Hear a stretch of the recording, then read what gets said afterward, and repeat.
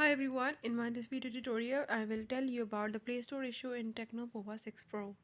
So if you are facing the Play Store related issue like the sign in or the login problem, or you are unable to download the apps, I will tell you how to fix it. You have to watch complete video, follow all the steps, and if you are new to my channel then don't forget to subscribe. But for the details now let's watch it.